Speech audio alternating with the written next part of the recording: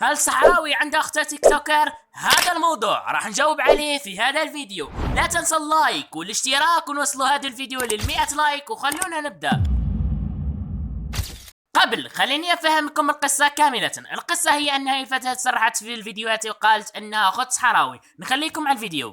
يوتيوبر كبير وانا لم استغل اخي في الشهرة، يعني خليني اشرح لهم ان اخوي الصحراوي. لحظة، لا تدز علي انك. المهم يا اخواتي، اللي ما يعرفني فانا اخت صحراوي. اللي ما يعرفني فانا اخت صحراوي. اللي ما يعرفني فانا اخت صحراوي. مثل ما شفتم هي قالت انها اخت صحراوي. مع العلم لو دخلنا لحسابها في تيك توك ما راح نلقاه، ممكن يكون تبند او انقفل. اصلا اللي ما يعرف، صحراوي جزائريه وهي مغربيه، مستحيل تزبط. هو في الجنوب وهي في الغرب، حتى ان واحد من متابعينا سالها نفس السؤال. جزائري وانت مغربية؟ نعم، انا جزائرية ومغربية وتونسية وعراقية وكازوية.